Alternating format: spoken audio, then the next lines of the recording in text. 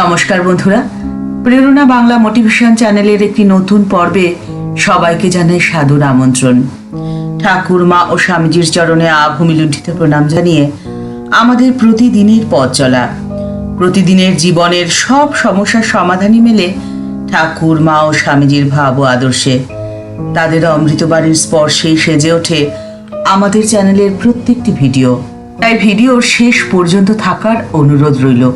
আশা করি শেষ পর্যন্ত থাকলে আপনাদের ভালো লাগবে। আপনি কি সহজেই কেঁদে ফেলেন? আপনার মন তাহলে বড্ড সরল। আপনি ভাবছেন আপনি একা, আপনি ভাবছেন আপনাকে ভালোবাসার কেউ নেই, ভাবছেন আপনাকে সবাই ভুল বুঝছে। এই ভেবে সহজেই আপনার চোখে জল চলে আসছে। আপনি নিজেকে বড্ড নিঃসঙ্গ মনে করছেন। কিন্তু আপনি কি জানেন, আপনার মধ্যেই আছে সমগ্র জগৎ, সমস্ত বিশ্ব ব্রহ্মাণ্ড। জগতের সমস্ত শক্তি, সমস্ত সৃষ্টির উৎস ক্ষুদ্রাতি ক্ষুদ্র অণু পরমাণুতে পরিণত হয়ে লুকিয়ে রয়েছে আপনার মধ্যেই। তাই আপনি কখনোই অকারণে চোখের জল ফেলবেন না। আপনার প্রত্যেকটি জিনিস বড্ড দামি, আপনার জীবন মহামূল্যবান, আপনার কান্নাও যে অনেক দামি। তাই আপনার চারপাশে ঘটে যাওয়া যে কোনো তুচ্ছ কারণে সেই মূল্যবান অশ্রু কখনোই আপনি বিসর্জন করবেন না। আপনি যদি ভাবেন যে আপনাকে কেউ ভালোবাসে না, এই কথা সম্পূর্ণ ভুল। কারণ ভালোবাসার উৎস তো আপনার কাছেই। ঠিক যেমন এই বিশ্ব ব্রহ্মাণ্ডের সমস্ত শক্তির উৎস রয়েছে সূর্যের কাছে। তাই সূর্য কি কখনো শক্তির প্রত্যাশী হয়? সূর্যের কি কখনো শক্তির অভাব হয়? ঠিক তেমন ভাবেই ভালোবাসার অভাব আপনার কোনো দিন কখনো কিছুতেই হওয়া সম্ভব নয়, হতে পারে না। আপনার দৃষ্টিভঙ্গির খালি পরিবর্তন প্রয়োজন। আপনার দৃষ্টিভঙ্গি পরিবর্তন করতে হবে সংসার দৃষ্টি থেকে ব্রহ্ম দৃষ্টিতে। স্বামী সর্বপ্রিয়ানন্দজি বলছেন, সর্বং ব্রহ্মময়ং জগৎ। এই দৃষ্টি যদি একবার তোমার চলে আসে, তাহলে এসব সমস্যা আর কখনোই তোমার জীবনে ফিরে আসবে না। তখন তুমি সব কিছুর সাথেই একাত্মতা অনুভব করবে। জীবনের যে ধাপেই থাকো না কেন, তখন যা তোমার কর্তব্য, তুমি তখন পূর্ণ উৎসাহ আর উদ্দীপনা নিয়ে সেই কর্তব্য সম্পাদন করতে পারবে। সব সময় তুমি নিজেকে বিযুক্ত রাখতে পারবে। তুমি সব কিছুর মধ্যে থেকেও থাকবে সব কিছুর থেকে আলাদা। সংসার দৃষ্টি থেকে ব্রহ্ম দৃষ্টি কিভাবে লাভ করা সম্ভব? স্বামীজি বলছেন, আজ থেকে বছর 20 কি তারও আগে একজন সাধু ভারী সুন্দর একটি শব্দ বন্ধ দিয়ে আমায় এটি বুঝিয়ে দিয়েছিলেন। তাকে আমি একটি প্রশ্ন করেছিলাম। আমি জিজ্ঞাসা করেছিলাম, আকাঙ্ক্ষা বা অভিলাষ ছাড়া একজন মানুষ কিভাবে কাজ করতে পারে? কাজ করার উৎসাহ থাকা তো প্রত্যেকের প্রয়োজন। উৎসাহ না থাকলে কি করে কাজ করবে? উত্তরে তিনি বলেছিলেন, অনাসক্তভাবে কাজ করা বাবা, অনাগ্রহ ভরে নয়। অনাগ্রহ শব্দটির মধ্যে কাজের প্রতি এক ধরনের বিতৃষ্ণা প্রকাশ পায়।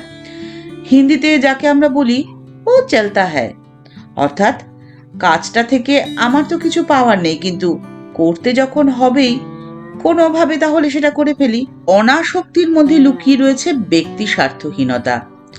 ঠিক যেমন পুজো করার সময় কত যত্ন নিয়ে, কত দায়িত্ব ভরে আমরা সমস্ত খুঁটিনাটি কাজ করি। পুজোর সাজ সজ্জা, আয়োজন, উপাচার, মন্ত্রোচ্চারণ ইত্যাদি সবকিছু। কিন্তু এসবের বদলে আমরা তো কিছু ফেরত চাই না সেখান থেকে। ঠিক এই পুজো করার মতো করেই পৃথিবীর সমস্ত কাজ তুমি যদি করতে পারো, তাহলেই বেশ একটা দারুণ ব্যাপার হবে।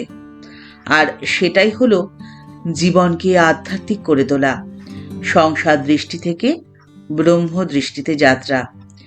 যে দৃষ্টিতে সব কিছুর মধ্যে আমি আমার প্রিয়তম ঈশ্বরকে দেখব, ওই রুগ্ন মানুষটির মধ্যেও দেখব আমার ঈশ্বর। আমার কর্তব্য হবে ঈশ্বরের উপাসনা। তাই তখন প্রত্যেকটি ছোট ছোট কাজ আমার উপাসনায় পরিণত হবে। আপনার মধ্যে যে ভালোবাসার শক্তি রয়েছে, তা আপনি ছড়িয়ে দিন আপনার চারপাশের ছোট ছোট প্রত্যেকটি জিনিসের প্রতি, প্রত্যেকটি মানুষের প্রতি। আপনার চোখের জলের অঞ্জলি দিন আপনার পরম পূজ্য পরমেশ্বরের পায়ে। আপনার ভালোবাসা যদি আপনি ছড়িয়ে দিতে পারেন, তার বিনিময়ে আপনি ভালোবাসা ফিরে পাবেন। কি ফুল ফল পাতাও নড়ে না ভালোবাসা ছাড়া। ভালোবাসার স্পর্শে আপনার চারদিকটা খুব সুন্দর এবং পরিচ্ছন্ন হয়ে উঠবে। আর নিঃস্বার্থ সেবার মধ্যে যে আনন্দ রয়েছে, সে আনন্দ আর অন্য কিছুতেই নেই। আপনি নিঃস্বার্থভাবে কাউকে সেবা করে দেখুন, আপনার ভালোবাসার কোনো অভাব হবে না। আপনার ভালোবাসা আপনি ছড়িয়ে দিন সকলের মধ্যে, কিন্তু আপনার কান্না, আপনার অশ্রু, সেটা একান্তই আপনার বড্ড নিজের, বড্ড কাছের। তাকে আপনি সযত্নে লালন করুন আপনার মধ্যেই। তাকে কখনোই সকলের সঙ্গে ভাগ করে নেবেন না, তাহলে সকলেই আপনাকে দুর্বল ভাববে, কিন্তু প্রকৃতপক্ষে তো তা নয়। আপনি মহাশক্তিমান। পৃথিবীর অনন্ত শক্তি, অনন্ত ঐশ্বর্য রয়েছে আপনার মধ্যেই। সেই শক্তিকে আপনাকে চিনতে হবে, আপনাকে জানতে হবে। আপনার চারদিকে যতই ঝড় ঝঞ্ঝা আসুক না কেন, মা বলছেন ভয় কি, সুখ দুঃখপূর্ণ এই জগৎ, কিন্তু তোমাদের কোনো ভয় নেই। বিভীষিকা আসুক, প্রলোভন আসুক, তাতে তোমাদের কি হবে? তোমাদের তো কোনো ভয় নেই। তোমরা জীবনের সকল সময়, সকল অবস্থায়, সব সময় মনে রাখবে আমার একজন মা আছেন। কিন্তু মানুষের অবিশ্বাসী মনে অনেক সময় সন্দেহ দানা বাঁধে। সেই সমস্ত সন্দেহ দূর করে মা বলছেন যে তোমরা বিশ্বাস করলে আর না করলে তাতে তার কি? তিনি অনন্ত, তোমরা তার কি বুঝবে? তিনি সব জানেন, তোমাদের কিছুই বলতে হবে না। তিনি সবচেয়ে বেশি প্রসন্ন হন কিসে জানো? তিনি প্রসন্ন হন সেবাতে। সেবাতে বনের পশু পাখি থেকে স্বয়ং ভগবান পর্যন্ত সবাই বশ। কাজেই আর মন খারাপ না করে যেমন করছো তেমন করে যাও। আপনার জনদের কাছে আবার চাওয়া চাইয়ের কি আছে? তিনি না চাইতেই সব দেবেন। বিশ্বাস রাখো, তার প্রতি বিশ্বাস রেখে নিজের কাজ করে যাও। নিজের অধিকার পরে আদায় করবে, আগে নিজের দায়িত্ব ও কর্তব্য পালন করো নিষ্ঠা ভরে, তবেই হবে। ঠাকুর মা ও স্বামীজির চরণে প্রণাম জানিয়ে আজকের পর্ব এই পর্যন্তই। দেখা হচ্ছে পরের পর্বে। ভিডিওটি যদি ভালো লেগে থাকে তাহলে তা শেয়ার করার অনুরোধ করছি।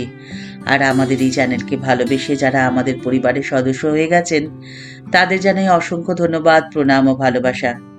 আর যারা এখনো আমাদের এই চ্যানেলটি সাবস্ক্রাইব করেনি, তাদের কাছে বিনীত অনুরোধ রইল আমাদের এই চ্যানেলটি সাবস্ক্রাইব করে বেল বাটনটা ক্লিক করে দিয়ে অল বাটনে ক্লিক করে দেওয়ার জন্যে। তাহলে আমাদের এই চ্যানেলে ভিডিও আপলোড হওয়ার সাথে সাথেই আপনার কাছে নোটিফিকেশন চলে যাবে। সবাই ভালো থাকবেন, সুস্থ থাকবেন। নমস্কার।